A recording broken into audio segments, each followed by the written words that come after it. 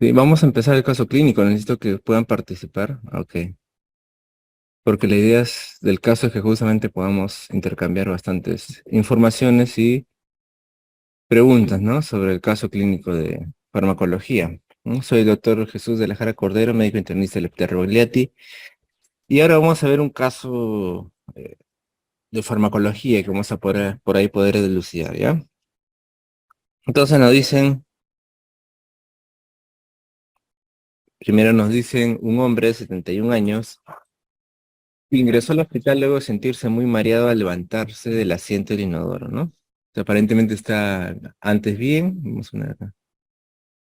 antes de eso estaba bien aparentemente, luego se sintió muy mareado al levantarse, ¿no? Al levantarse del asiento, estaba haciendo sus necesidades seguro, y al levantarse, mucho mareo, ¿no? En ese momento su pulso estaba acelerado, obviamente le dio una taquicardia, ¿no?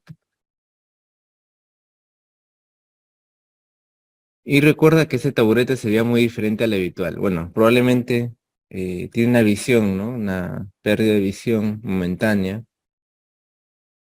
o una alteración de la visión momentánea, ¿no? Probablemente. Eso es lo único que nos refieren, ¿no? Nada más. Eso es lo único que el paciente tiene en este momento.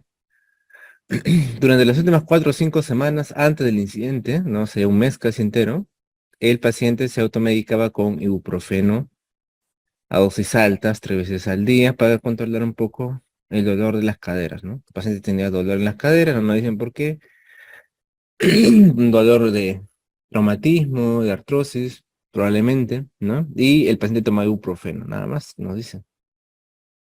Entonces, ¿qué síntomas aquí importantes podemos mencionar? A ver,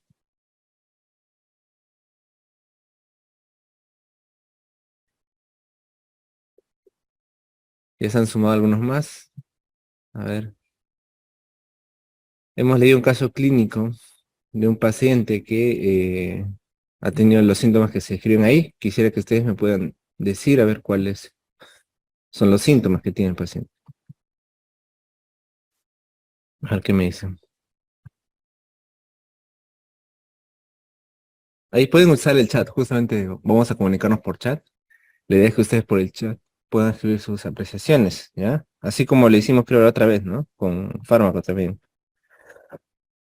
En esa ocasión vimos un caso en un intoxicado, me parece, ¿no?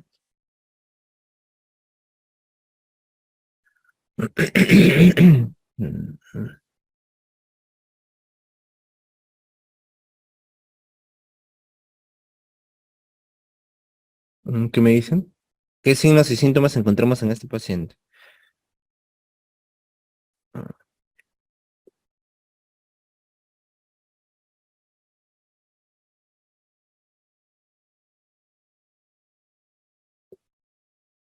Muy bien, ¿no? Mareos,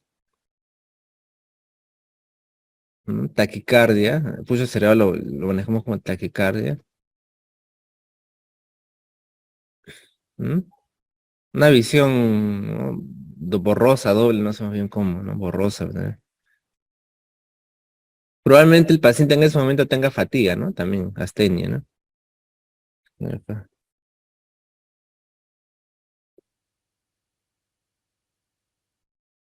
Que ha presentado luego de haberse levantado, ¿no?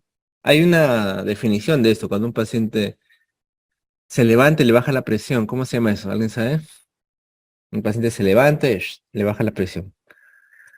Tiene un nombre específico.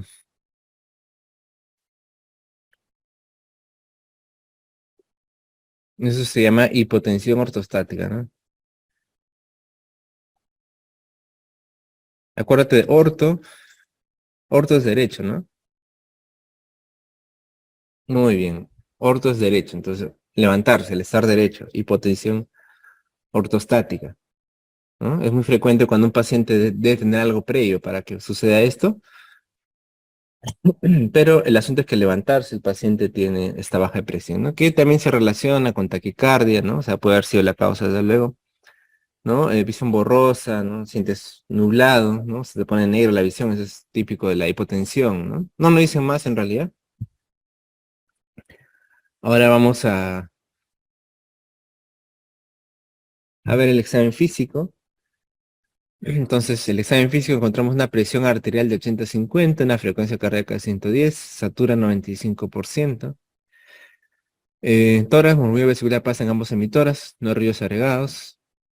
Cardiovascular, ruidos cardíacos rítmicos, pero taquicárdicos, ¿no? O sea, no hay arritmia cardíaca, no es que el pulso esté de manera descontrolada, descoordinada, sino que está rítmico, pero está muy acelerado, eso se llama taquicárdico, ¿no? De bajo tono, o sea, no lo escuchamos tan fuerte, ¿no? La intensidad del tono está bajo. Abdomen, blando depresible, dolor leve en epigastrio, ¿no? No sé si saben ustedes, vamos a dibujarles acá, porque estamos llevando fármacos, ¿no? Básicas, pero para que puedan entenderme. Imagínate que este es el abdomen de un paciente, acá está su ombligo. Entonces el abdomen podemos, tal vez en anato ya han visto eso, ¿no? Podemos dividirlo, 9 regiones. La que está aquí, por encima, ¿no? Lo que supone el estómago es el epigastrio. Debajo del corazón les decimos hipocondrio, ¿no? Hipocondrio. Hipocondrio izquierdo, hipocondrio derecho. Acuérdate que el paciente está, ¿no? Mirándonos, así que el izquierdo es la parte de acá. Este de aquí se llama mesogastrio. La parte de aquí se llama flanco izquierdo, flanco, dice el flanco derecho. La parte de aquí es el hipogastrio. Y la parte de aquí es la fosa ilíaca izquierda, ¿no? Fosa ilíaca izquierda y fosa ilíaca derecha. Fosa ilíaca izquierda y fosa ilíaca derecha. Entonces, el paciente dice tiene un dolor en la zona del epigastrio acá, ¿no? Por encima, ¿no? Acá está la parte superior. Al sistema nervioso central dice soporoso, quiere decir que el paciente tiende al sueño, ¿no? Se duerme. Hay que hablarle para que se levante si no se duerme, ¿no? No signos meningios ni de focalización. Y se evidencia melena. A ver, entonces, en este examen físico, ¿qué signos y síntomas hemos, aunque signos en realidad, ¿no? Porque es examen físico. ¿Qué signos vamos a poder detallar? A ver, chicos, ¿qué me dicen? ¿Qué signos se encuentran aquí? A ver.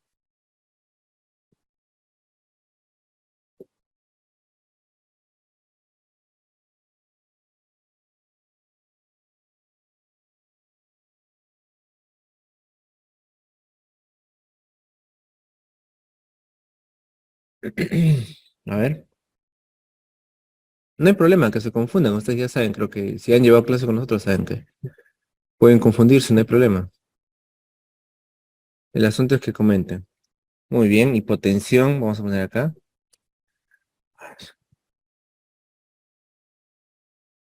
Otro color. No sé.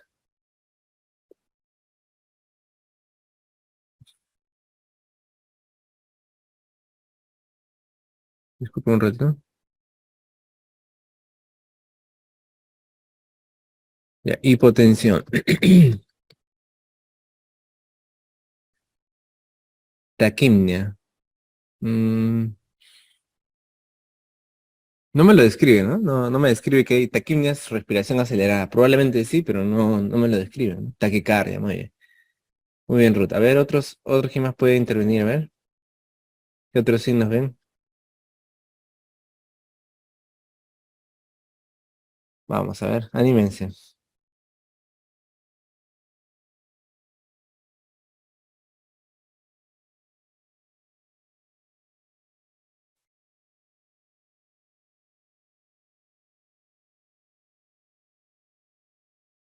Brady, a ver, ¿qué me dices?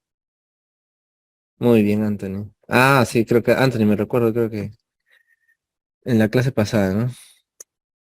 Muy bien, Melena. ¿Qué más? Brady, a ver, ¿qué otro signo?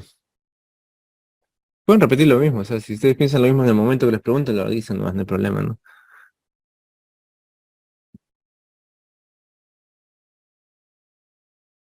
Bueno, el dolor, ¿no? Dolor abdominal a la palpación, ¿no? En epigastrio. Muy bien. El sopor también, ¿no? El estado de sopor, disminución del estado de conciencia, ¿no? No está despierto, alerta el paciente. Muy bien, perfecto. ¿Quién me dice que es melena? ¿Verdad? ¿Alguien sabe qué es melena?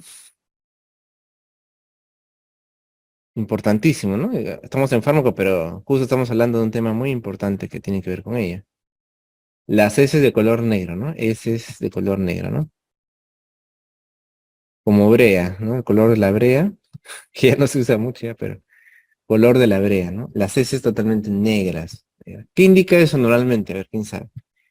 ¿Qué significa heces negras cuando ves a un paciente?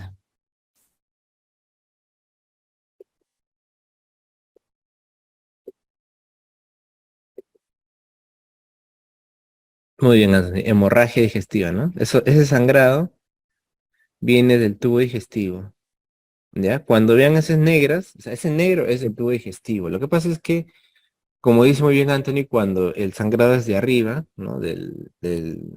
Por eso que se denomina hemorragia digestiva alta por encima del ángulo de Trace, esa sangre demora, ¿no? En bajar, por lo tanto ya tiene tiempo, ¿no? De cambiar en este caso el color hasta este color negro, ¿no? No sale rojito, sino sale o azul, digamos, ¿no?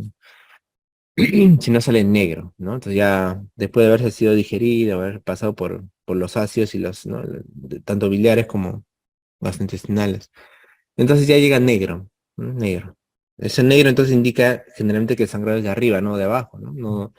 No corresponde, por ejemplo, a una hemorroides, ¿no? A una diverticulosis, etcétera, sino más arriba. Muy bien, ¿no? Si el sangrado fuera más abajo del ángulo de 3 me refiero, saldría un color más rojo, vinoso, ¿no?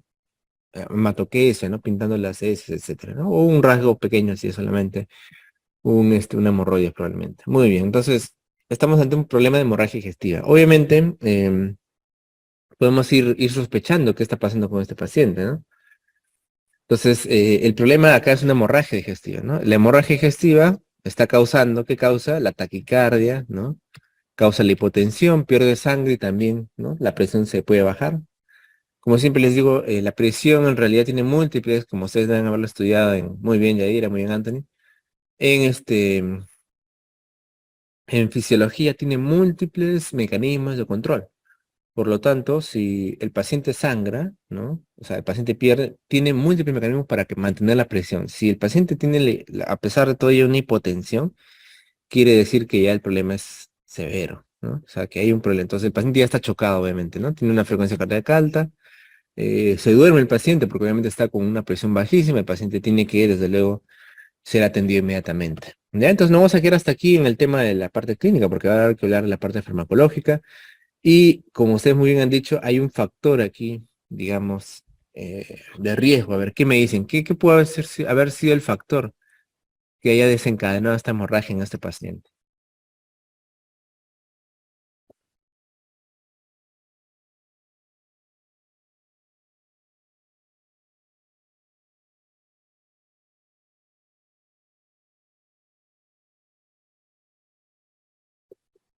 Los AINES, muy bien, ¿no? AINES, antiinflamatorios no esteroideos, que ahora vamos a revisarlos, ¿no? De hecho, que de esto va a tratar el caso. Otro factor importante para que el paciente sangre, ¿cuál ha sido? Aparte de la cantidad de AINE que ha tomado, ¿no? Otro factor, ¿qué me dicen? A ver, que favorece el sangrado.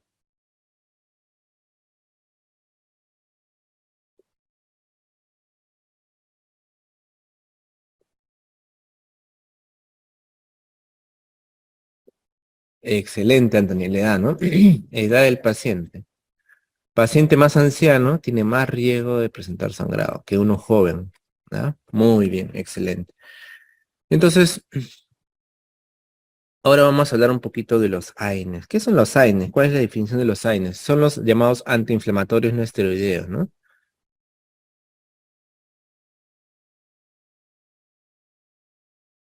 Antiinflamatorios no esteroideos.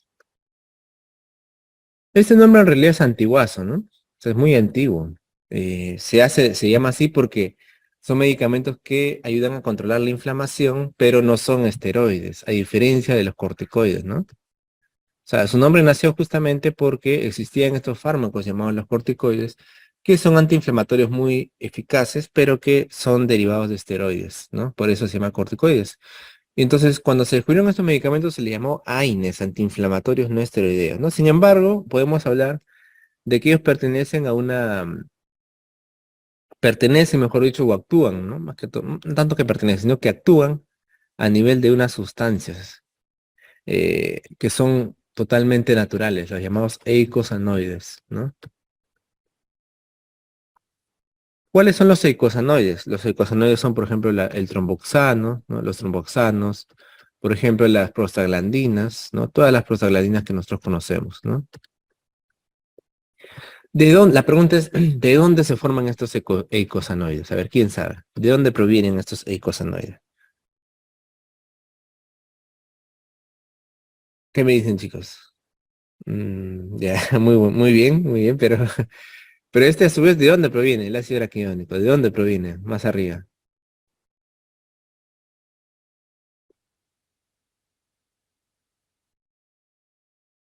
Muy bien, chicos, excelente. Claro, doctor, en realidad ellos provienen de la membrana celular.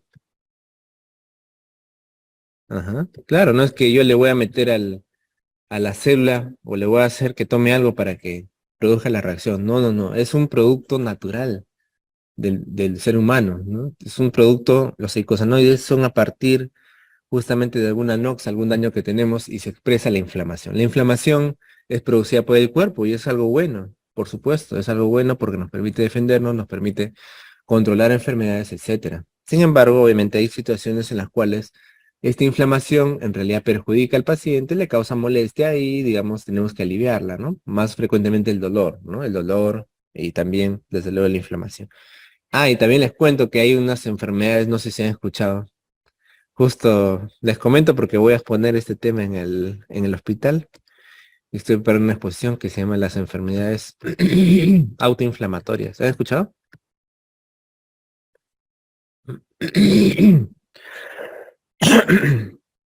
¿Han escuchado por ahí las enfermedades autoinflamatorias?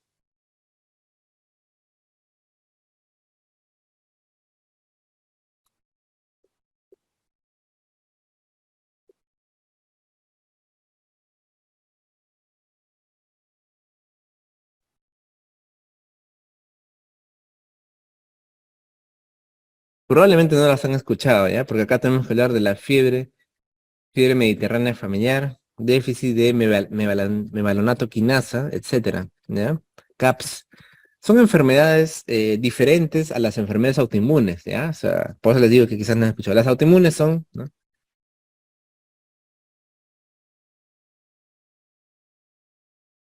¿No? Las autoinmunes son, pues, desde luego, el tema del lupus, ¿no?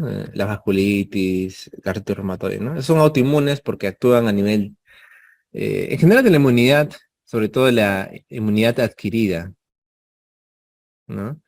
Mientras que las autoinflamatorias actúan a nivel de la inmunidad innata, ¿ya? Por eso no son tan conocidas en realidad. La enfermedad de Still también, ¿no? O sea, no son tan conocidas como las otras, pero son un grupo nuevo de enfermedades que se están descubriendo actualmente y se están descubriendo cada vez más casos, ¿no? Justo en el 2020, por ejemplo, apareció otra enfermedad y son bastante interesantes, ¿no?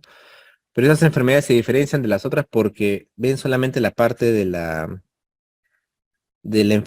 inmunidad innata, ¿ya? No, no lo que tiene que ver con anticuerpos, sino la inmunidad innata, ¿no? Bien interesante.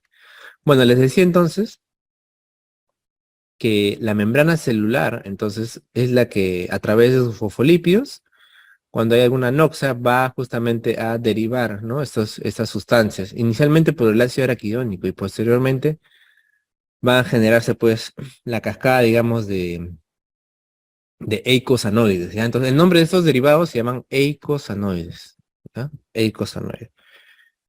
Entonces los antiinflamatorios no esteroideos van a tener un rol a nivel de disminuir la producción de estos eicosanoides. Ahora vamos a comentarlo un poquito, ¿ya?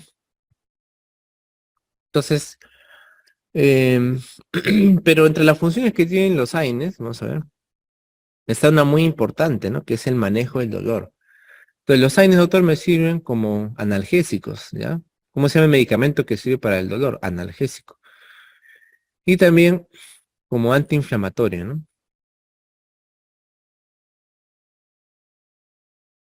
Como antiinflamatorio. Y también incluso, deben haber visto por ahí, algunos, ¿no? Han demostrado que pueden disminuir la incidencia de algunos tipos de cáncer, ¿no? Por eso se le llama antiproliferativo. La aspirina, por ejemplo, ¿no? Que se ha vinculado su uso a una disminución de cáncer de colon en algunos, ¿no? En unas familias, en unos pacientes con mayor predisposición, ¿ya? Entonces, entre estas funciones, desde luego está la famosa, pues, función analgésica. Y para eso tenemos una escala de la OMS, no sé si ustedes se recuerdan. ¿Cómo evaluamos el dolor en un paciente? ¿Se acuerdan? ¿Cómo se llama la escala que evalúa el dolor?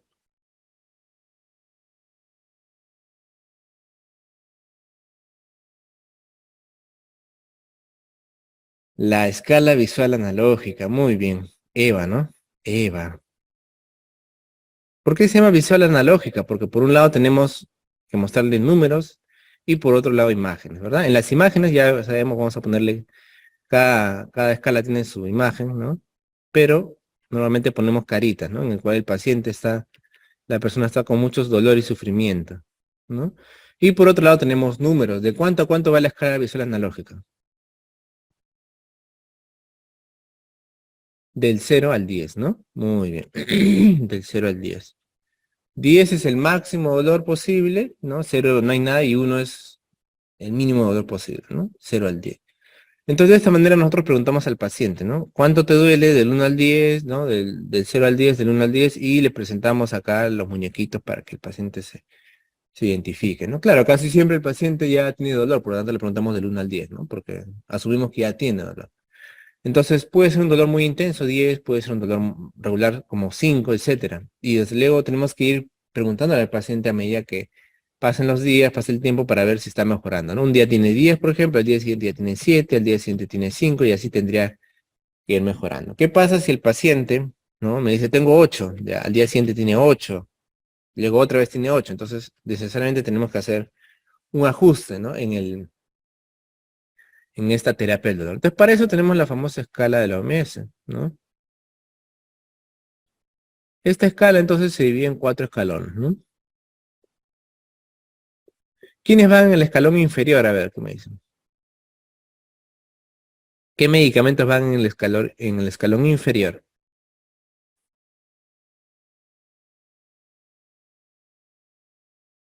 Muy bien. Los AINES, ¿no? El paracetamol y los AINES. En el escalón 2 van los opioides débiles. Mientras que en el 3, vamos a poner acá,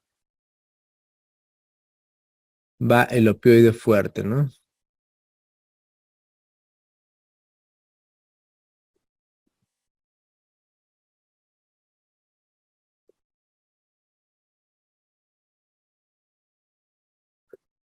¿Qué son los opioides? ¿Se acuerdan ustedes? Son derivados de la morfina, ¿verdad? En realidad su nombre viene del opio, ¿no? Justamente que es una droga pues derivada de la morfina, pero el componente más importante es la morfina. Y de la morfina pueden aparecer muchos medicamentos, justo su nombre se les conoce como opioide u opiáceo también, ¿ya? Se consideran que son medicamentos más fuertes en cuanto a potencia de aliviar el dolor, desde luego que los AINES, ¿no? Por eso están en la escala superior. Pero se pueden dividir en dos grupos, algunos que son débiles y otros que son fuertes. A ver, ¿quién me dice cuáles son los débiles? Los opioides débiles, a ver, ¿quién me dice?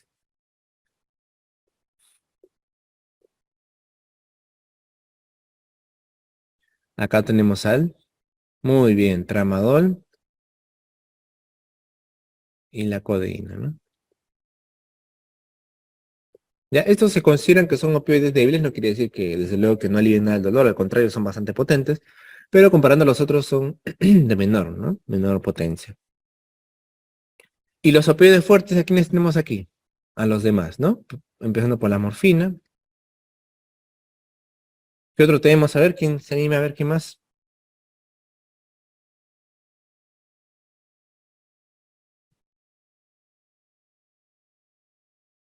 ¿Qué otros opioides se recuerdan?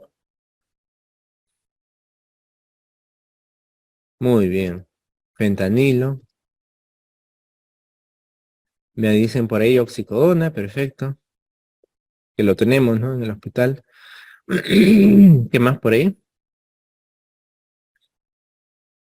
Que empieza con P. Exo. Muy bien, Anthony. Petidina, ¿no? Buprenorfina también tenemos, ¿no? Los principales, ¿ya? Muy bien. Estos de aquí los usamos. ¿No? Por ejemplo, la petina lo usamos a veces para cuando el paciente se va a hacer colonoscopía, ¿no? Y a pesar de todo, del analgesia y del anestésico va a sentir dolor, entonces ahí podemos darle petidina, ¿no? Incluso también para endoscopía, pero raramente más que todo para colonoscopía, ¿no? Y desde luego la morfina, el fentanilo se usan en pacientes que están intubados, ¿no? Que están conectados a ventilación mecánica, también tienen un tubo dentro de la tráquea, obviamente, ¿no? Para aliviarle totalmente el dolor, ¿no? Se usa fentanilo sobre todo, ¿no? Entonces estos medicamentos se usan bastante, ¿no?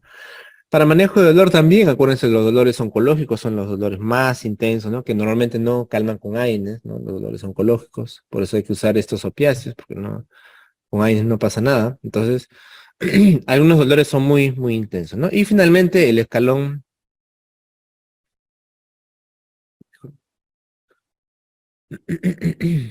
el escalón de aquí es el escalón donde usamos métodos invasivos, ¿no?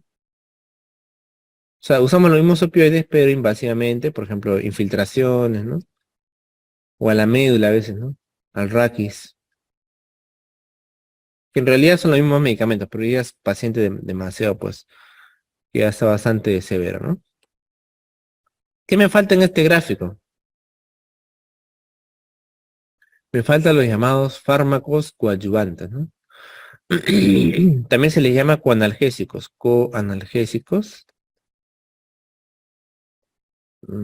o coadyuvantes. ¿Qué son estos medicamentos? Son medicamentos que, si bien es cierto, no son analgésicos, o sea, no son analgésicos, pero sí me ayudan con el manejo y el alivio del dolor. O sea, no tienen como función prioritaria bajar el dolor, pero sí me ayudan a controlarlo, a que el paciente esté mejor. ¿Cuáles son esos medicamentos? ¿Se recuerdan?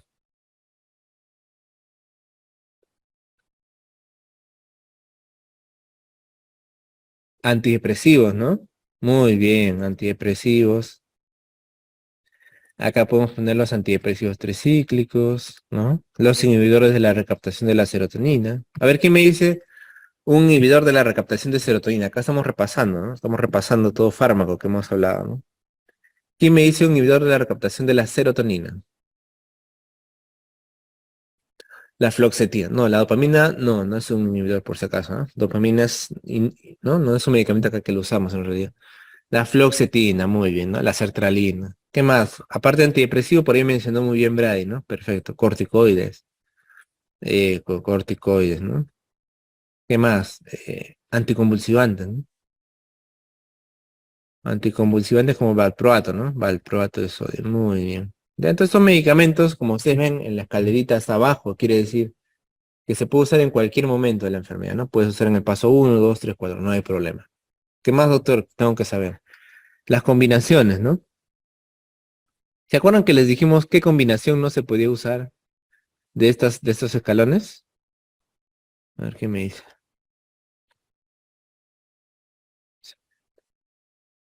¿Qué combinaciones no se pueden usar? Excelente, muy bien. Opioide débil con opioide fuerte, ¿no? Entonces, doctor, yo puedo usar ibuprofeno con morfina, ¿sí? Sí puedo usar, no, pero ¿qué es? No, sí puedes. AINE con opioides sí puedes hacer. ¿Y puedo usar diclofenaco con tramadol? Sí, también. Diclofenaco contra, por supuesto. Lo que yo no puedo usar es opioide débil con opioide fuerte, ¿no? O sea, tramadol y morfina, tiene sentido, ¿ya? Pero sí puedo usar AINE con opioide débil, AINE con opioide fuerte, también puedo usar por supuesto todos los coadyuvantes, ¿no? Coadyuvante, opioide fuerte, AINE también puedo usar, ¿ya? No hay problema. Muy bien, entonces esta es una escala, ¿no? De la OMS me parece muy importante para que ustedes la tengan clara, ¿no? Ya hemos hablado de eso en clase, pero de todas maneras para poder repasarlo, ¿ya? Ahora vamos a hablar un poquito más, vamos a volver a la parte fisiopatológica. ¿Ya? Entonces, ahí hemos hablado de que los AINES, ¿no? Actúan pues a nivel de algunas enzimas importantes. Esas enzimas son las llamadas COX, ¿ya? Vamos a poner acá, a ver.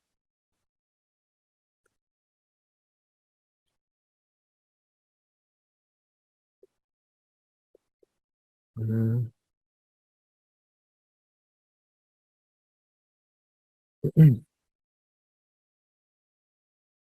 Acá tenemos el ácido araquidónico, ¿no?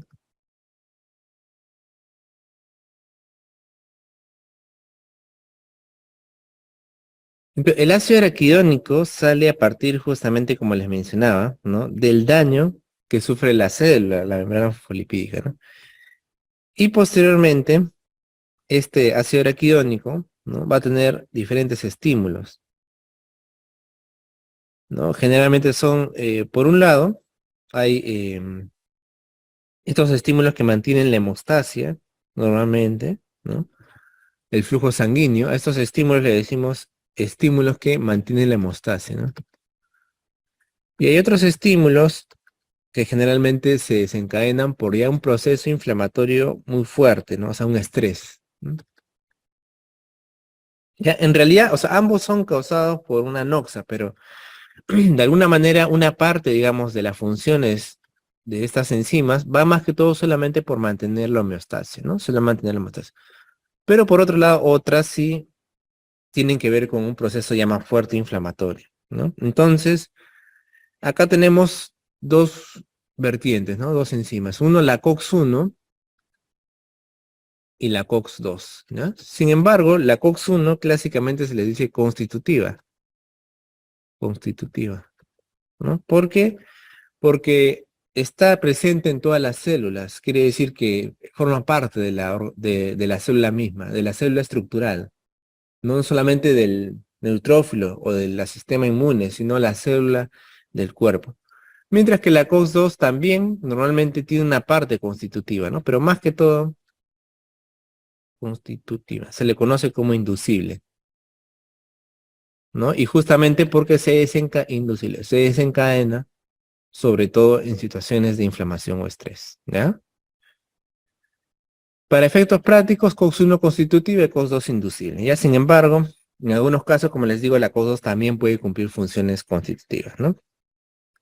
Entonces, ¿qué van a producir aquí la COX-1? Sobre todo, la prostaglandina E2 y la prostaglandina I2.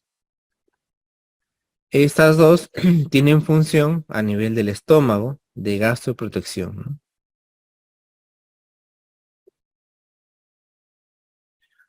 Gastroprotección, ¿ya? Y también tienen función a nivel del riñón.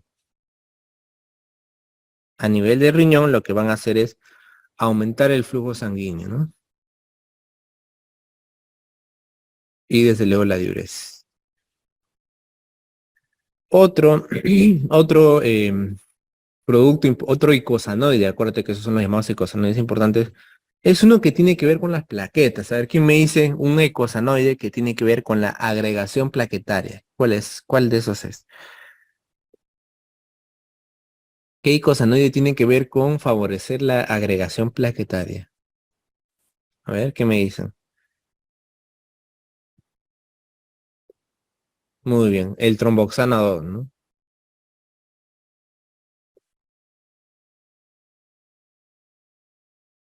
Agregación plaquetaria. ¿Qué es la agregación plaquetaria, doctor? Cuando las plaquetas se juntan, ¿no? Así como se abrazan, ¿ya? Se abrazan todas. Agregación. Solamente el tema de juntarse es agregación. Y eso obviamente me favorece la coagulación, ¿no? Eh, acuérdate que en la hemostasia hay varias fases, ¿no? Una es la agregación plaquetaria, otra es la coagulación. Claro, coagulación en sentido estricto es solamente el uso de las proteínas de la coagulación, no las plaquetas. Pero podemos decir que la agregación plaquetaria al final favorece la hemostasia, ¿no? La coagulación. Pero no es directamente.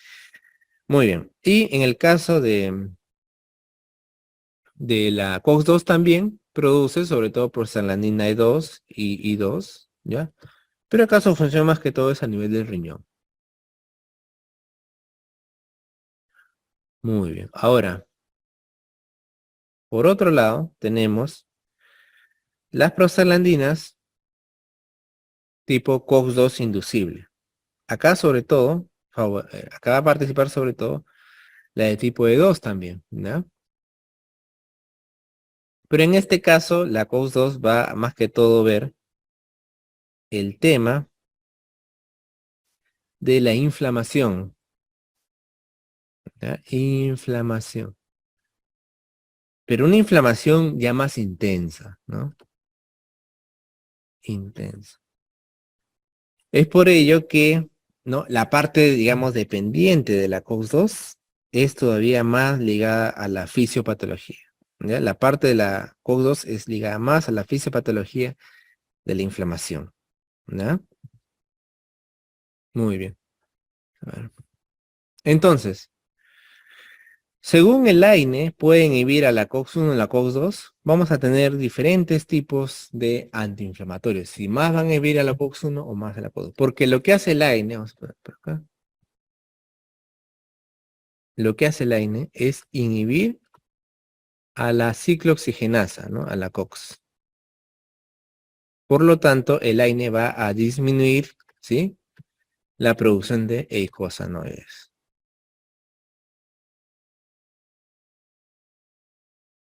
¿Ya? Por eso les digo, entonces, la COX-1 está expresada en todas las células y por eso se le llama constitutiva. Y la COX-2, sobre todo, está expresada en sitios de inflamación, por eso se le llama inducible. Pero también tiene una parte constitutiva, de todas maneras. Doctor, ¿hay más COX? Sí, pero ya no son tan importantes. Hay una, por ejemplo, que es la COX-3, muy similar a la COX-1. ¿Ya? En realidad no tiene importancia clínica. Entonces, en realidad, como dicen, la realidad, ¿no? De la milanesa, es de que los AINES en general inhiben a ambos, ¿no? Tanto COX-1 como COX-2. Pero ¿qué pasa? Que hay algunos AINES que inhiben mucho más a la COX-1 o mucho más a la COX-2, ¿ya? Y es por eso que, digamos, tienen una preferencia por alguna de estas enzimas, ¿no? Hay algunos que inhiben mucho más a la COX-1 que a la COX-2. Entonces, los AINES clásicos, por ejemplo, como la aspirina, también inhiben a la COX-2, pero no lo hacen de manera selectiva.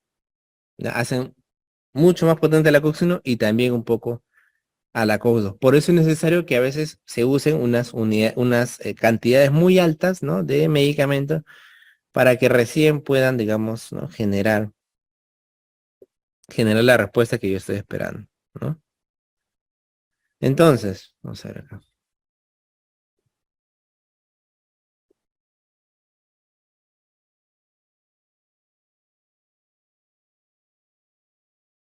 En este gráfico, por ejemplo, podemos ver algunos de los principales AINES, ¿no? De los antiinflamatorios. Esta es una clasificación sobre todo por la afinidad a la COX, ¿no? A la afinidad a la COX. Pero también existen otras clasificaciones. Ahora, acá un punto muy importante recordarles acá, que algunos medicamentos, ¿no? Por ejemplo, el paracetamol, ¿ya? Algunos lo consideran AINE, ¿ya? Algunos, pero en realidad la mayoría de autores no, ¿no? Se puede usar relativamente seguro en los pacientes, por ejemplo, que son alérgicos a las AINES, ¿no? Los que son alérgicos a las AINES pueden usar con seguridad paracetamol. Entonces, no, la mayoría no lo consideramos como AINE, ¿ya? Pero algunos sí, algunas literaturas sí lo consideran. Acá tenemos muchos AINES bastante importantes, ¿no? Por ejemplo, vamos a poner acá el ácido acetil salicílico, ¿no? Que vemos acá. ¿Cómo se le llama el ácido acetil salicílico? ¿Qué me dice? ¿Cuál es su nombre, el ácido acetil salicílico? Muy bien, aspirina, aspirina. Ya, ácido acetil salicílico. ¿Y el paracetamol cómo le dicen, Armo? Ya que por ahí han comentado. ¿Cuál es la estructura cuál es el nombre correcto del paracetamol? Acetaminofén, muy bien. La aspirina, ¿ya? AS, ácido acetil salicílico. Entonces, la aspirina es un medicamento muy especial. ¿Por qué, doctor? Porque es uno de los primeros en salir. Entonces, la aspirina antiguamente se usaba por todas sus funciones. Actualmente no, ¿no? Actualmente ya no. ¿Qué función tenía la aspirina? Como un AINE, ¿no? Hemos hablado, antiinflamatoria, analgésica, antipirética, ¿no? Acuérdate, pirosis, ¿no? Piro, fuego, ¿no? Piro, fuego, ¿ya? Antipirética, antipirética, ¿no? Y bueno, ahora no, ahora se usa por su función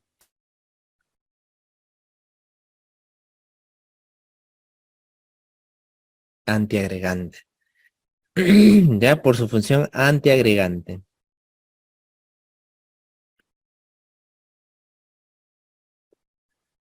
Porque se ha visto que la aspirina necesita una dosis muy bajita para producir la antiagregación plaquetaria, ¿ya? Una dosis tan baja como de 80 miligramos, incluso interdiario, bastaría para mantener una antiagregación del 90% de plaquetas. Claro que interdiario es muy difícil a veces para los pacientes, pues, ¿no? Tomar un día sí, un día no, luego otro el día, no es que el lunes, martes, ¿no? No es lunes, miércoles y viernes, pero el lunes, miércoles, viernes y de ahí vas al domingo, ¿no? Y de ahí vas al martes y de ahí vas al... Entonces, a veces se pueden confundir. Mejor diario, ¿no? Diario. Entonces, la aspirina se usa mucho para eso. ¿Ya? Ya no se usa tanto por su poder antiinflamatorio. Porque como les decía antiguamente, cuando solamente había aspirina, ¿no? Y para tratar la artritis reumatoide, por ejemplo, el dolor y sobre todo la inflamación de la artritis reumatoide, entonces se usaba aspirina a dosis altísima, pues, ¿no? De 2 gramos, de 1 gramo. Imagínate que para la antiagregación basta 100 miligramos, como digo 80, ¿no? 100 miligramos, que es la pastilla, 100. Entonces tienes que tomar 10 veces esa dosis para llegar recién a una antiinflamación importante y lo mismo también en la parte de la analgesia, ¿no? Entonces ahora no, ahora ya tenemos muchos otros medicamentos que ustedes lo ven a la izquierda que me sirven para controlar el dolor. Pero sí me ha quedado la aspirina para usarlo como antiagregante, ¿ya? Entonces la pregunta que les voy a hacer acá, chicos, es ¿en qué casos uso aspirina? Entonces, ¿para qué enfermedades o indicaciones? Y ustedes también deben saberlo. A ver, ¿qué me dicen?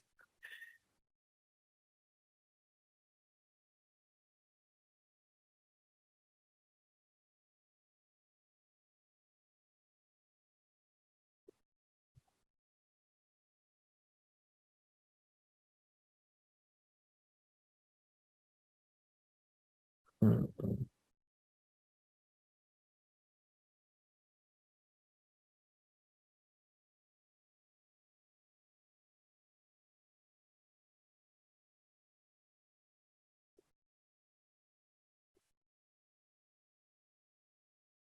Muy bien, infartos, ¿no? Infartos, angina, prevención del tromboembolismo, muy bien.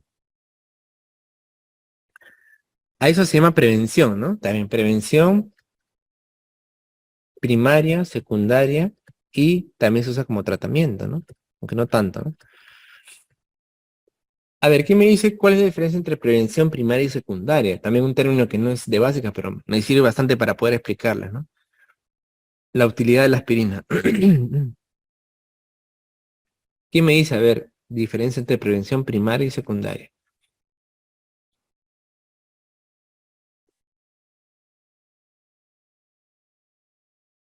¿No?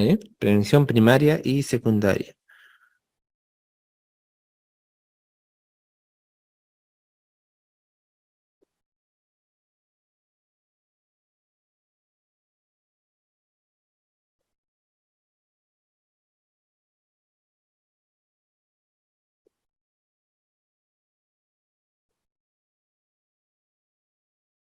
Muy bien, Anthony. Primaria es cuando el paciente nunca ha presentado la enfermedad. O sea, prevención de la enfermedad que nunca la ha tenido, ¿no? Prevención primaria, cuando nunca le da la enfermedad, pero le quiere prevenirla. Muy bien. No le ha dado la enfermedad, no enfermedad. Y secundaria es cuando ya le dio. Muy bien. Entonces ya le dio la enfermedad y queremos prevenir un segundo episodio, ¿no? Recurrencias.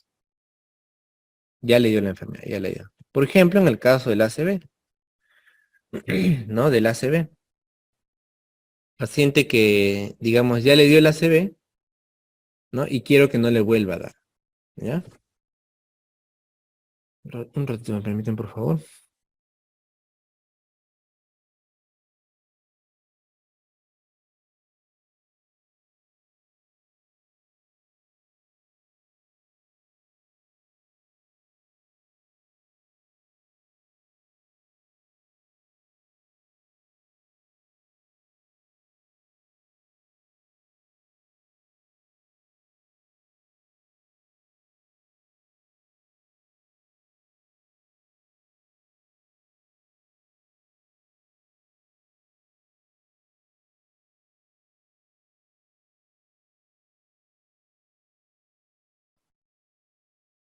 Ya, listo, de hospital. Pensé que era algo urgente, pero no era urgente.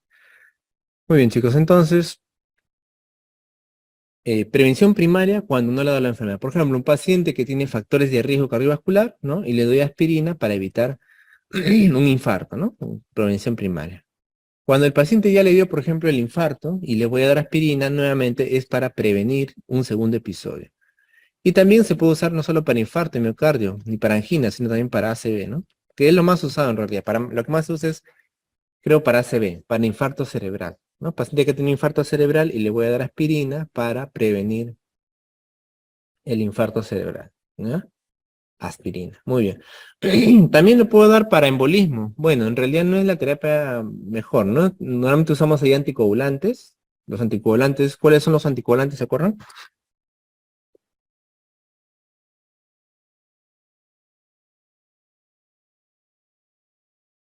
Muy bien, a ver qué más me dice. ¿Qué anticoagulantes conoce? Muy bien, Ruth, muy bien, Brady. Warfarina, heparina, muy bien. Los nuevos por ahí que hemos hablado, warfarina, heparina, enoxaparina, dabigatran, ¿no? Muy bien. Fondaparinux, ¿no? Sí, muy bien. Y el clopidogrel, el ticagrelor, el prasugrel, ¿qué son? ¿Qué son el ticagrelor, el prasugrel, el clopidogrel?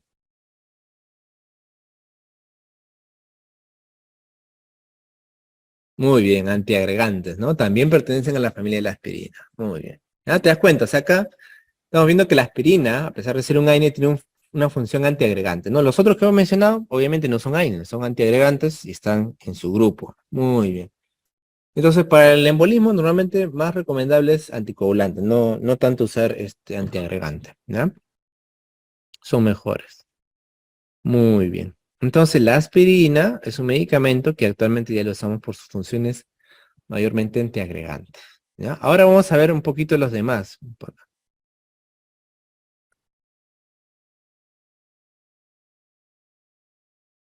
Doctor, y esta lista que veo a la izquierda, entonces, o sea, ¿qué puedo hacer con esta lista? Son muchos medicamentos. En realidad, esto de aquí, todos podemos usarlo para el manejo de las enfermedades y de los dolores, etcétera. Todos podemos usarlo, ¿no? Pero mire que a la izquierda, tú ves que dice acá a la izquierda, son más selectivos para COX-1. Y los que se van a la derecha son más selectivos para la COX-2, ¿no? Entonces, si ustedes recuerdan este cuadrito que hemos hablado, ¿no?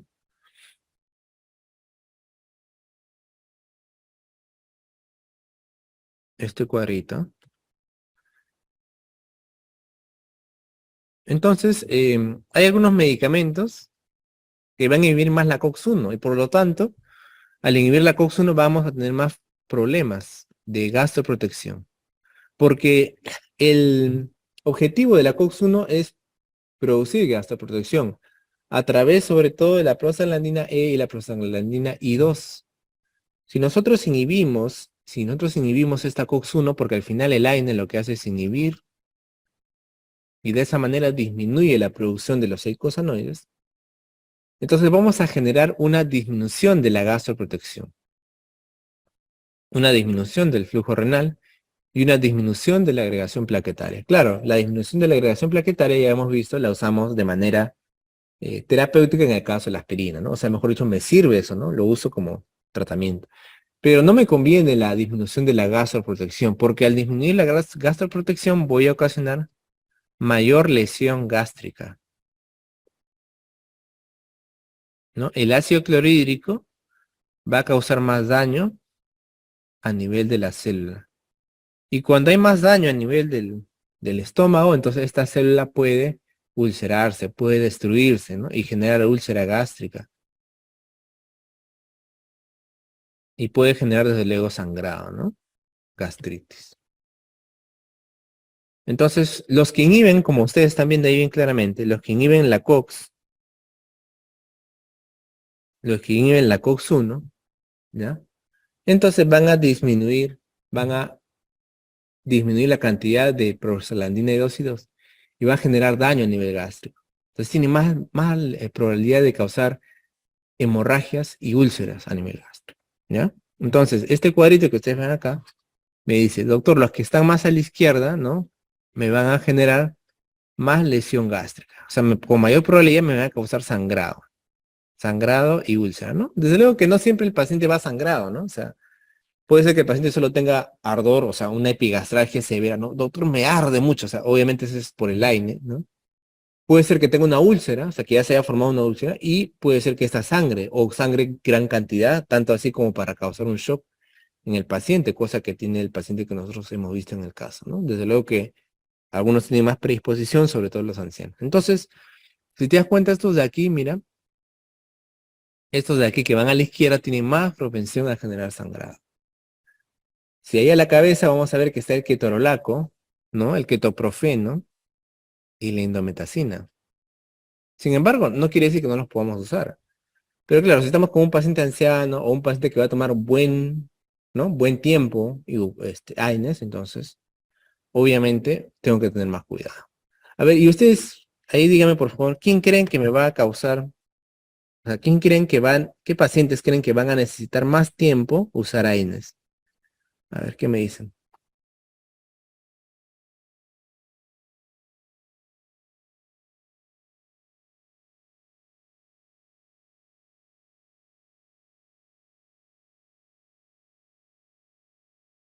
¿Qué enfermedades? Muy bien, pero ¿qué enfermedades, qué condiciones creen que van a necesitar más tiempo usar antiinflamatorios?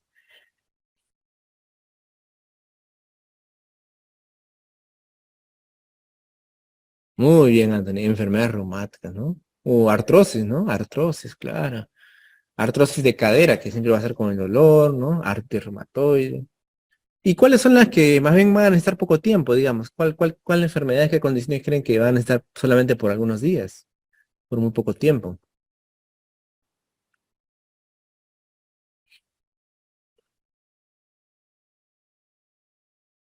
Accidentes, ¿no? Traumatismos, golpes, ¿no? Sí, paciente que te viene a la consulta, doctor, ¿no? Me he golpeado, tengo una tendinitis o tengo, digamos, una, una luxación, ¿no? Entonces, para ese tipo de dolores que son probablemente unos días, ¿no? Claro, ¿no? O golpes, ¿no? Golpe de cabeza, heridas, ¿no? Entonces, esos pacientes, o posoperatorio, ¿no? Sale de la operación, esperamos que le demore algunos días nomás, ¿no? Pero no tanto. Entonces, para esos pacientes normalmente podemos usar medicamentos más cortos, ¿no? Una sutura, por ejemplo, te has cortado, ¿no? Tiene que suturarte y, bueno, para el dolor, obviamente, ¿no? Entonces, ahí podemos dejarle ketorolaco o ketoprofeno, ¿no? Que en realidad estos medicamentos son buenos. O sea, el ketoprofeno, por ejemplo, es uno de los más poderosos, o sea, lo más fuerte. O sea, que alivia bastante el dolor, ¿no? Si hay en ampollas todavía, ¿no? O sea, si tienes un paciente con mucho dolor, el ketoprofeno no llega al nivel de un opiáceo, pero es de los más altos, ¿no? Sí, alivia el dolor, ketoprofeno, ketorolaco también, ¿no? Pero sí hay que tener cuidado porque puede causar lesión gástrica, ¿no? Ya bajando tenemos la aspirina, vamos a poner acá, ¿no? La aspirina, el fenoprofeno, Sulindac también existe, ¿no? Y acá tenemos el naproxeno, ¿no? Que si tú lo comparas al ibuprofeno, el naproxeno es, ¿no? Un poquito más lesivo, ¿no? Pero también relativamente se considera que no causa tanto, ¿no? Naproxeno, ¿no? Puedes darlo también. Dolor de garganta, ¿no? Naproxeno y ibuprofeno pueden darse para problemas crónicos también, ¿no? Problemas crónicos, artrosis, ¿no? Sí, se puede dar. Siempre con cuidado, siempre haciéndole, ¿no? Por ahí control, tal vez de hemoglobina al paciente, ¿no? Y más abajito ya están los otros que son, el paracetamol lo han incluido ahí. Y flunizal creo que sí hay solo en Europa, ¿no? Y por ahí hay unos medicamentos que ya van más hacia la COX-2, ¿no? Como dijimos en clase, existe un grupo, ¿no? Vamos a poner acá, creo que está. Los llamados, los señores de la COX-2, ¿no? Vamos a poner, llamados COXIP. Estos en realidad inhiben también a la COX-1, ¿no? Pero la inhibición de la COX-2 es tan potente, es a veces 20, 10 veces más que la COX-1, que se consideran selectivos de la COX-2, ¿ya? O sea, teóricamente, estrictamente no son selectivos, pero sí, como inhiben tan potentemente la COX-2, a diferencia de la COX-1, ya se les considera selectivos de la COX-2, ¿ya? Entonces, inhibidores selectivos de la COX-2 son los COXIP. Acá tenemos la familia del etoricoxib, parecoxib, ¿no? Celecoxib, etcétera. Estos llamados son los llamados COX-SIP. ¿Cuál es el beneficio de estos? El beneficio de estos es de que no inhiben tanto a la COX-1, por lo tanto, van a tener este efecto de no causar, ¿no? No causar gastrolesividad.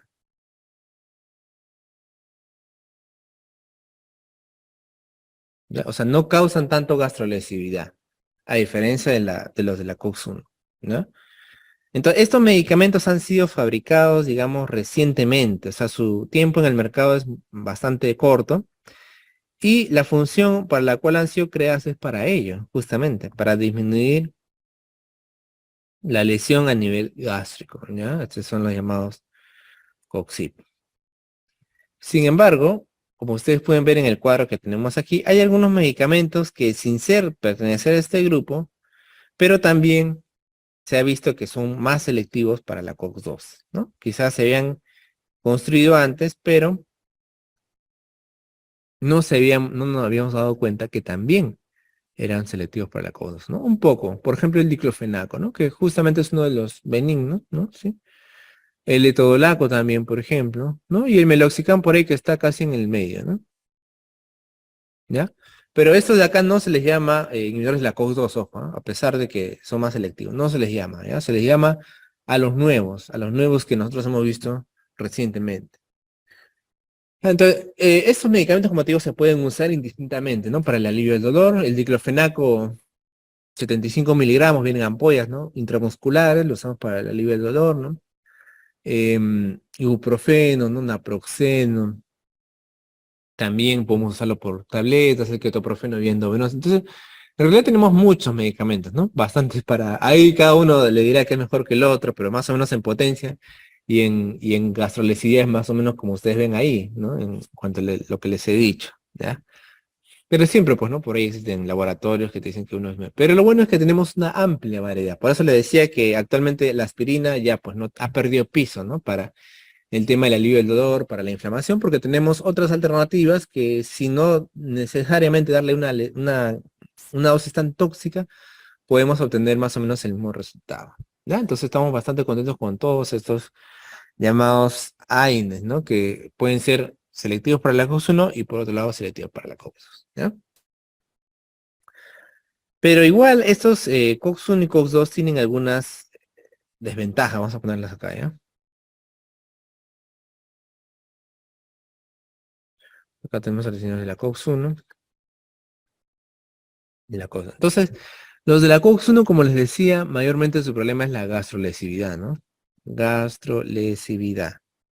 Eso tiene que ver porque además, pues, de los efectos que conocemos de las prostaglandinas, esas de aquí se relacionan con la inhibición de la COX-1, el aumento de la secreción de ácido, ¿no? La disminución de la secreción de moco, este moco que protege justamente a las células, ¿no? Incluso también la disminución de la secreción de bicarbonato, ¿no? De HCO3. Y otra cosa muy importante que hemos dicho es que también disminuye el flujo, ¿no? Disminuye el flujo sanguíneo a nivel del epitelio, ¿no? Entonces todo esto de aquí genera dispepsia, epigastralgia, erosiones, gastritis y lo peor pues sería una úlcera, ¿no? Ya lo peor sería obviamente una úlcera con perforación, ¿no? O sea, una úlcera que además perfora y puede causar peritonitis, eso sería lo peor, ¿no? Pero normalmente es una úlcera que el estómago ya, ¿no? El estómago ya sangra y entonces ya, eso es lo que viene al tracto gastrointestinal y se relaciona pues con la melena, ¿no? Pero por otro lado tenemos la COX-2, doctor. Bueno, la COX-2 en realidad es muy útil porque vamos a poner,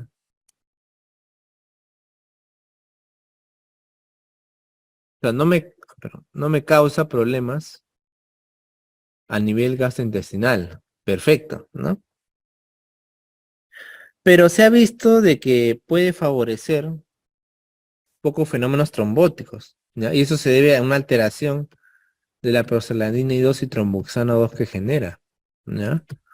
Entonces, esto puede generar, acuérdate que el tromboxano A2, ¿no? El aumento del tromboxano A2 genera agregación, ¿no? Acuérdate, entonces esto puede ser relacionado a infarto de miocardio, ¿no?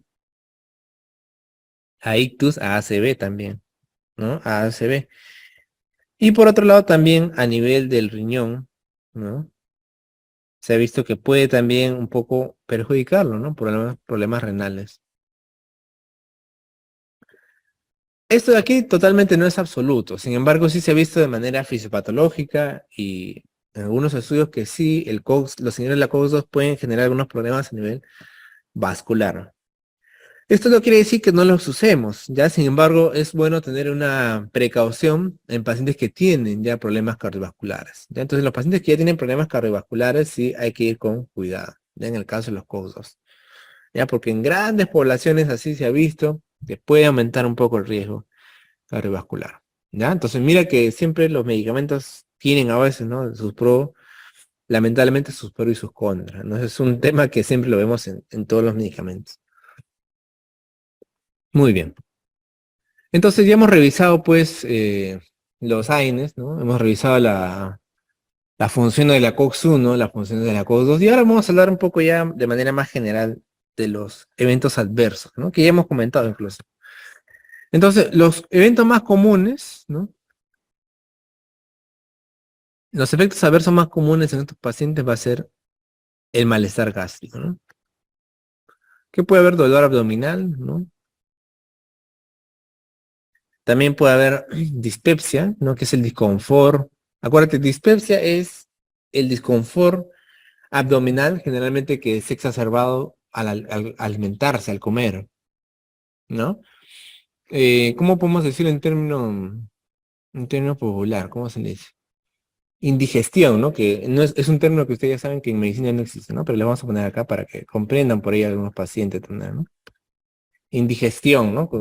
Flatulencia, ¿no? El aumento del volumen también del abdomen, eso es dispepsia, ¿no? Podría dar diarrea también, sí, ¿no? Diarrea. Estos son comunes, ¿no? Muy comunes. Y más bien los poco comunes, ahí ya tenemos pues, ¿no? Lo que produce ya realmente el náusea y vómito, ¿no? O ya la úlcera, ¿no? La úlcera duodenal, ¿no? Eso ya es más poco común, ¿no? Edemas también, raramente. Y los antiinflamatorios no esteroideos también pueden generar a nivel renal, vamos a poner acá, una llamada nefropatía por AINE, ¿no? Este sí es recontra raro, ¿ya? Por si acaso, no es común. Que es una nefritis intersticial. Ojo, ya es una nefritis intersticial que normalmente em, puede llevar a necrosis, ¿no? Necrosis papilar. Y desde luego una insuficiencia renal.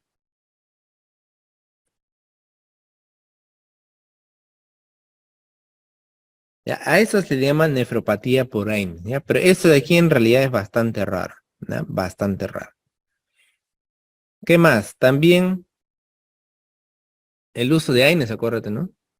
En el embarazo, normalmente no es tan perjudicial, pero sí en el feto, ¿no? Puede causar un cierre prematuro, acuérdate, del ductus arterioso, ¿no? Es más, tú sabes que si más bien persiste, ¿no? El ductus arterioso, justamente la indometacina es una de las de los medicamentos más usados para ella, ¿no? Justamente por ella, ¿no? Porque puede producir el cierre del ductus arterioso, ¿no? Prematuramente en este caso, si nosotros lo hacemos pues de esta manera, ¿no? Desde luego, como les decía, en el caso de la lesión gástrica, vamos a poner acá, podemos tener algún tipo de tratamiento, ¿no? O sea, no solamente vamos a decir, ok, voy a usar este año, no, podemos dar otros medicamentos. ¿Qué medicamentos podemos dar para disminuir el daño gástrico por el aire? A ver, ¿qué me dice? ¿Qué medicamentos podemos usar? De hecho, justamente ahí los tenemos. ¿Qué medicamentos podemos usar para prevenir la lesión por AINE gástrica?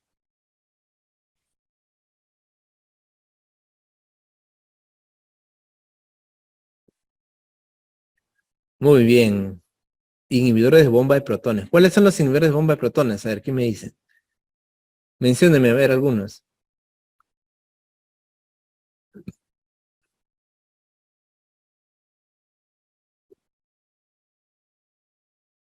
Perfecto. Muy bien, chicos. El omeprazol. Se nota que han tenido éxito, ¿ah? Han aprovechado sus clases. Es omeprazol. Muy bien. Pantoprazol, ¿no? Y mira que justo aquí tenemos este esquema, ¿no? De la generación del ácido. Vamos a poner acá una. ¿No? Acá tenemos justamente los esquemas de la generación del ácido. Mira que aquí también están los AINES, ¿no? Acuérdate que en inglés es NSAID, ¿no? Antiinflamatorios no esteroideos. Mira que el AINE pues produce, como les decía, la prostaglandina E2 y la prostaglandina I2. Y estas de aquí favorecen, ¿no? La disminución de la producción de ácido. La disminución de la producción de ácido, ¿no? Eso es también por aquí. Y también, como ves acá, mira que el receptor EP3 que se encuentra no solamente esta es la célula parietal, pero hay una célula epitelial, o sea, la célula epitelial del estómago es favorecida por esta prostaglandina para producir moco y bicarbonato, ¿no? Entonces, por eso es que el AINE justamente al bloquear la acción de las prostaglandinas disminuye la protección gástrica, ¿no? Entonces, por un lado tenemos que esta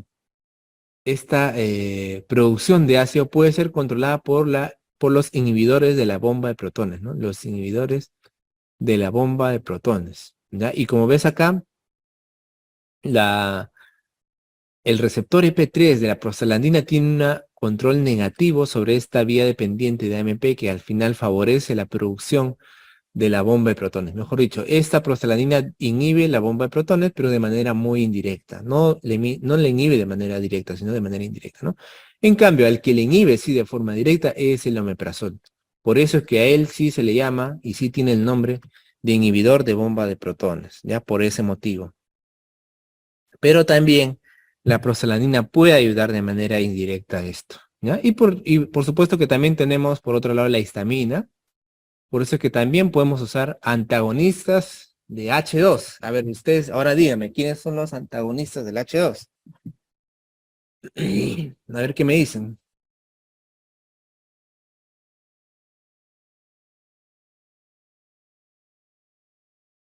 Los antagonistas histamínicos, ¿no? Los antihistamínicos H2. Muy bien.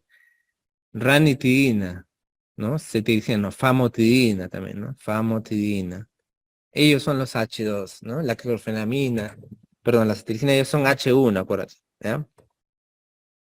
Entonces, estos de aquí me pueden también disminuir la histamina 2, la H2, y por lo tanto también ayudan a la bomba y por lo tanto disminuiría la producción de ácido, ¿no? Este ácido va a ir a la célula, pues al espacio vacío, digamos, pero puede perjudicar a las células epiteliales, ¿ya? Entonces, podemos ayudarnos con omeprazol y con antihistamínicos, sí, ranitidina, para poder prevenir la gastrolesividad por AINES. Entonces, no es con AINES, totalmente no voy a usar, puedo usarlo con ayuda de omeprazol y ranitidina, puedo usarlo. Y como les decía también, en clases existe un medicamento que directamente no es que evita la función del, del AINE, pero sí me ayuda porque es un reemplazo de las prostaglandinas, el llamado misoprostol, ¿no? El misoprostol. El misoprostol es un reemplazo de las prostaglandinas y que me va a ayudar a cuidar la gastrolesividad, ¿no? Les había dicho que el misoprostol en el Perú no se usa de esta manera, pero sí en Europa se usa, digamos, de manera, a veces incluso lo meten en las pastillas del acné mismo para justamente prevenir su efecto, ¿no? Su efecto de gastrolesividad, ¿no? Entonces ahí, digamos, el misoprostol es el que teóricamente de todos es el mejor porque directamente, ¿no? Reemplaza lo que son esas prostaglandinas a nivel gástrico, ¿ya? Teóricamente, ¿no? Pero nosotros normalmente en realidad usamos la ranitidina y el omeprazol, ¿no? Muy bien. Entonces, ¿ya? Y en los efectos adversos por ahí, en la parte renal, ¿no? También hay un efecto agudo, ¿no? O sea, el efecto que les he mencionado es el peor, es el más raro, pero también hay un efecto agudo por una disminución del flujo sanguíneo renal. Acuérdate que los eicosanoides ayudaban al flujo, entonces También se puede dar una insuficiencia renal aguda por disminución del flujo a nivel del riñón, pero eso normalmente es más pasajero, ¿ya? Eso de aquí sí es por ahí un poco más frecuente que el otro, pero es bastante pasajero, a veces ni se siente, ¿ya? Más raramente, ahora sí, más raramente, a nivel hematológico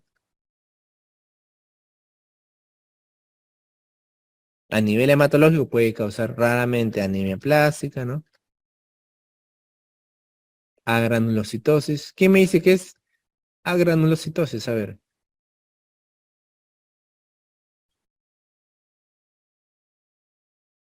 ¿Quién me dice, a ver, qué es agranulocitosis?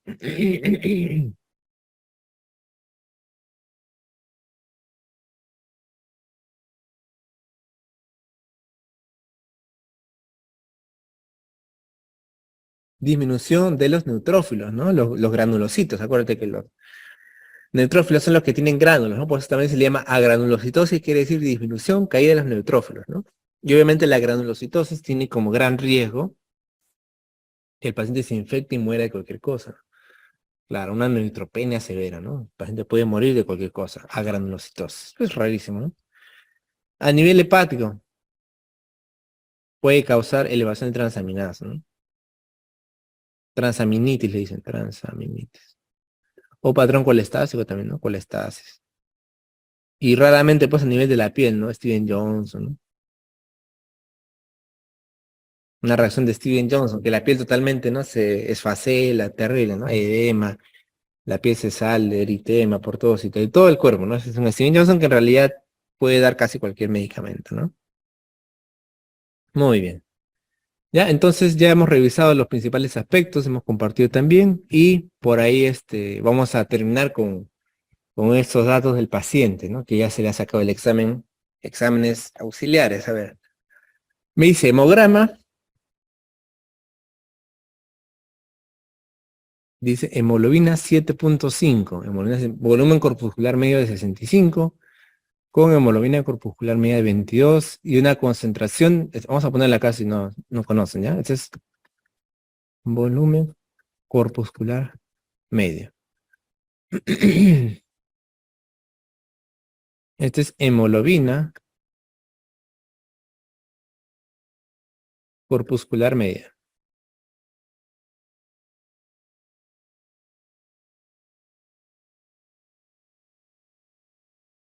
Este es concentración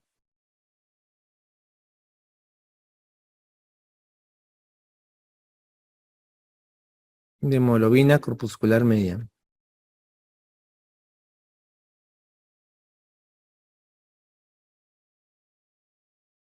¿Ya? Entonces esos son las llamadas constantes corpusculares. ¿Qué me indican los constantes corpusculares? Me indican forma, sobre todo, y tamaño de los glóbulos rojos, ¿no? Entonces, el volumen corpuscular medio, como su nombre lo dice, es el volumen aproximado que tiene este hematine, ¿no? El valor normal es de 70 a 100 aproximadamente. Entonces, el paciente tiene 75, ¿no? Está disminuido.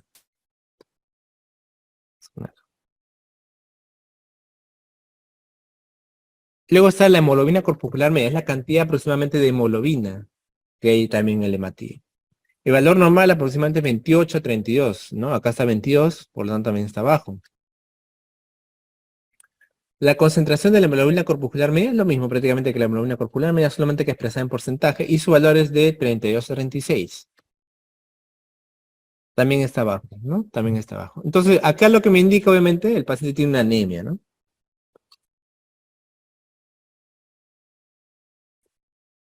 Anemia, hemoglobina menos de 3 en varones, ¿no? Con características microcítica, porque está pequeño, según el volumen corpuscular, y hipocrómica, porque la hemoglobina está poca. Entonces, por lo tanto, está hipocrómica, ¿no? Disminuido en color. Quizás ese esmatía no está rojito, no está medio pálido, por eso. ¿Ya? Anemia microcítica hipocrómica, ¿no? ¿Qué más? La glucosa está en 68 y la urea está en 80, la creatinina 1.2. Vemos ahí que la urea está un poco elevada, ¿no? El valor es normal hasta 40. Está elevada, obviamente, por el daño también por la anemia misma, ¿no? La urea también se eleva, la creatinina está en 1.2. Y la hipoperfusión también, ¿no? Que el paciente tiene hipotensión. Entonces lo que vemos es eso, ¿no? Algo totalmente esperable en un paciente que ha tenido una hemorragia tan severa como el nuestro, ¿no? Que tiene una hemorragia, le bajó la presión, la hemoglobina ha caído, obviamente como una anemia ferropénica generalmente.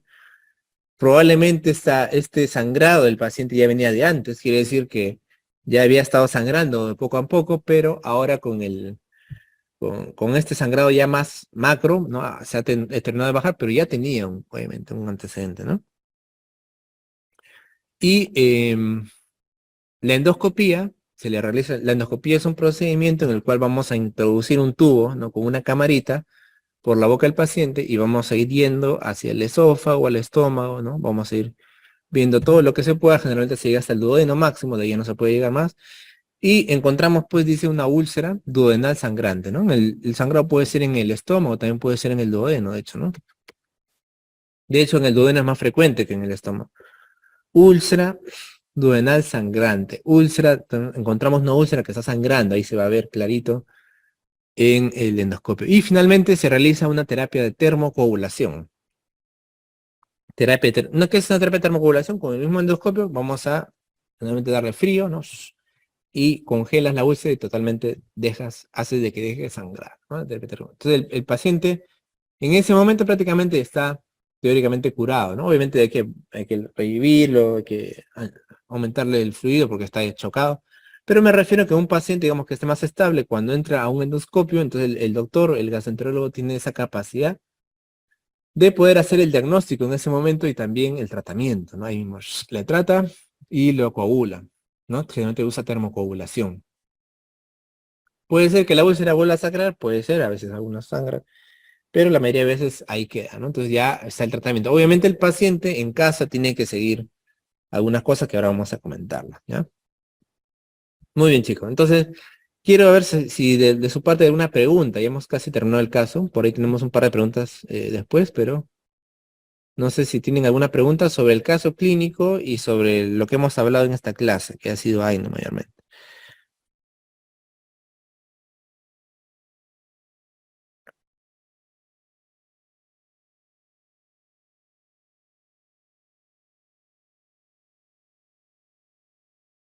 No sé si tienen alguna duda, pregunta, algún término quizás que no haya quedado claro del caso clínico que hemos hablado.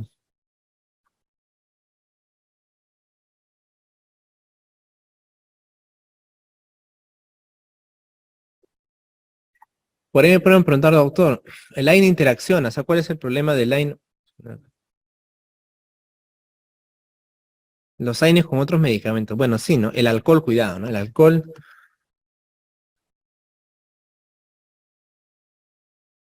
alcohol potencia el efecto y el riesgo de hemorragia, ¿no? Hemorragia digestiva, vamos a ponerle, ¿eh? ¿Qué más? Anticoagulantes, ¿no? Cuidado, paciente que toma anticoagulantes tiene más riesgo, ¿no? Anticoagulantes también.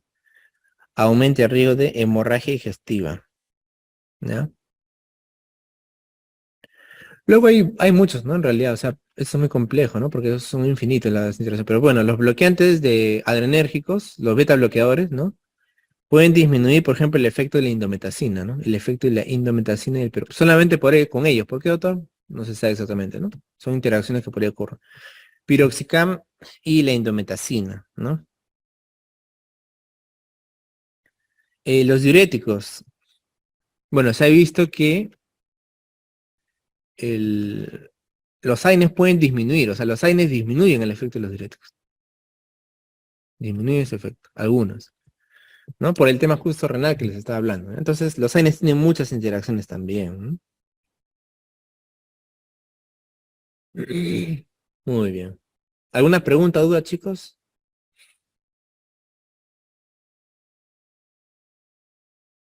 No, el tema de irreversibilidad. Miren, primero que, muy buena pregunta. En realidad el término irreversible me sirve para aclarar esto, ¿no? O sea, el término irreversible en farmacología casi no existe, ¿no? O sea, una sustancia no es 100% irreversible. Pero claro, algunas tienen una unión tan fuerte que se le considera irreversible. Pero en la vida real prácticamente no existe eso. Ahora, hablando de que obviamente ese efecto es irreversible, el tema quiere decir más que todo de que la aspirina va a causar ese efecto en la plaqueta.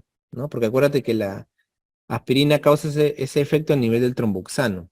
Por lo tanto, se entiende de que este efecto va a darse en la plaqueta, y la plaqueta tiene un tiempo de vida media aproximado de 7 días, un tiempo de vida de 7 días, ¿no? Entonces, en ese tiempo, el efecto va a quedar, más o menos, ¿no? O sea, no es un efecto, desde luego, permanente, y el efecto irreversible es por ello. Entonces, más que todo usamos esa palabra cuando decimos, oye, vamos por ejemplo, en un paciente que está tomando, imagínate que tu abuelita está tomando aspirina y va a operarse. Entonces, oye, tiene que disminuir, tiene que suspender el tratamiento 7 días. ¿Por qué? Porque consideramos de que el efecto de la aspirina es irreversible y por lo tanto necesitamos que las plaquetas, ¿no? Cambien ¿no? Renueven su ciclo de vida de 7 días para poder operar. ¿Me entiendes? Por eso se usa irreversible. No, no tiene que ver con lo otro. No tiene que ver con lo otro. Ahora, de que la indicación sea de por vida, pues eso sí, generalmente es por el tema cardiovascular, no por otro tema, ¿no? Muy buena pregunta. ¿Alguna duda, pregunta por ahí, chicos, que tenga? El caso que han visto es un caso bastante común, ¿no? O sea, no van a ustedes dejar de ver por ahí algún caso clínico de eso. Por eso siempre cuando tengan pacientes, ¿no? Idealmente siempre lo que hay que saber es qué fármacos toma, ¿no? O sea, una enfermedad que nosotros podemos sospechar, pero siempre, antes de ello, ¿qué medicamentos toma usted, ¿no? Y que a veces ni el paciente se acuerda, ni se olvida, o ni le toma importancia, ¿no? A veces te dice, por ejemplo, ¿cuántas veces nos ha tocado, no? Señor, ¿cuál es su medicación habitual? Tú le preguntas así, y el paciente dice, no, entonces, no tengo medicación habitual. Ah, ya. Y de ahí te sale que toma, no sé, captopril, ¿no? Señor, pero usted toma captopril. Ah, es que ese es para mi presión, pues. O sea, como que, ¿no? Ni siquiera lo toman como, a veces, ¿no? Pero ese es para mi presión. No, no lo toma como una medicación habitual, no sé, no lo considera a veces, ¿no? O se olvida, o es diabético y ya como que, ¿no? Toma metformina, pero ya ni se acuerda, o sea, ni lo toma en cuenta porque ya es un medicamento que toma todos los días. Entonces, a veces, ¿no? Es difícil. Entonces siempre ante cosas que pasen extrañas o te llaman de guardia, como a mí me pasa, ¿no? Me llaman de guardia. ¿Qué pasa? ¿Qué ha pasado? Ha convulsionado. Lo primero que tienes que decir, ¿pero qué ha tomado? ¿Qué ha pasado? ¿Ha tomado algo? ¿Le han puesto una ampolla? Siempre primero, ¿no? Fármaco. Si ya te dicen que nada, bueno, piensa en otras cosas, pero primero fármaco, ¿no? Sí, doctor, le han puesto una ampolla de impenem. Ah, ya, puede ser eso, ¿no? O sea, siempre hay que saber.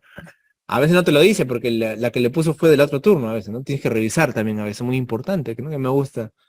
También justo hace poco más tenía un caso así, ¿no? De un paciente que le estamos manejando la presión y había dudas, ¿no? El doctor de la mañana que había pasado no, bueno, era otro servicio, no había visto ciertas cosas y qué había pasado, que yo el día anterior lo había visto y le había preguntado a la enfermera bien claro qué había tomado, cuánto, por qué, y le había incluso visto el cargo de enfermería para ver qué medicamento le habían dejado y le había preguntado a la enfermera, ¿no? Que ella le había dado por su cuenta 2 pastillas, ¿no? Y a veces eso la enfermera no lo nota, ni siquiera le dice el médico. Entonces pasa esto, ¿no? Al día siguiente el médico no sabe que la enfermera le había dado ciertas cosas, ¿no? Cosa que no debería hacer. Entonces yo sí le había preguntado y por eso le hablé al doctor, le dije, yo le pregunté, me dijo que le había dado esto, ¿no? Entonces, es muy importante saber, enterarse de esto para poder tomar decisiones, ¿no? Por eso sí, siempre es muy bueno ser acuicioso en parte fármaco. Y en el caso, como les digo, de que ha venido, pues sí, paciente con hemorragia digestiva, hipotensión, ha sangrado, ¿qué medicamentos toma? ¿Cuánto tiempo? ¿Por qué? Entonces todo esto es importantísimo saberlo para poder llegar al diagnóstico, ¿no? Muy bien. Bueno, chicos, si no tienen preguntas, yo les voy a preguntar entonces. A ver, ¿qué me dicen? A ver, esta pregunta, a ver, léanla tranquilamente y me dicen qué respondo.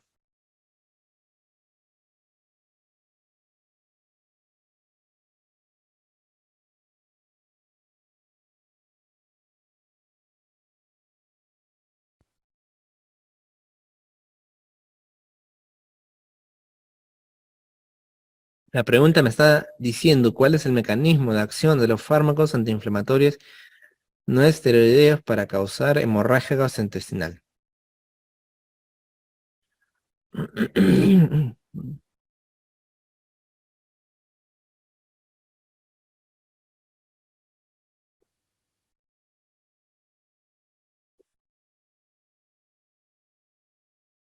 Como es con claves y tienen que responder todos, ¿ah? Ahí tienen claves para elegir.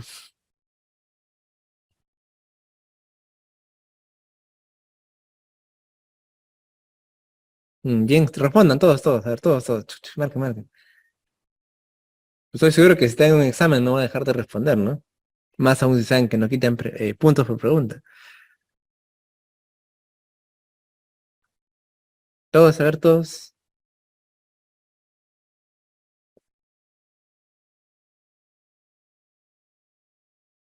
Muy bien. Entonces la mayoría ha respondido la C, ¿no? Inhiben la ciclooxigenasa. Correcto. La he cuidado que dice favorece, ¿no? Ahí es una trampita, ¿no? No favorecen, acuérdate. La inhibición de la ciclooxigenasa disminuye la síntesis de prostaglandinas, ¿no? Más bien.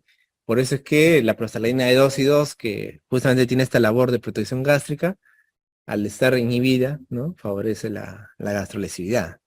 Entonces la respuesta, la A, por ejemplo, también falsaza, ¿no? No inhibe la síntesis de ácido araquidónico. El ácido araquidónico hemos dicho bien claro que se produce a través, ¿no? de la lesión, ¿no? de la célula. Entonces la clave correcta es la C.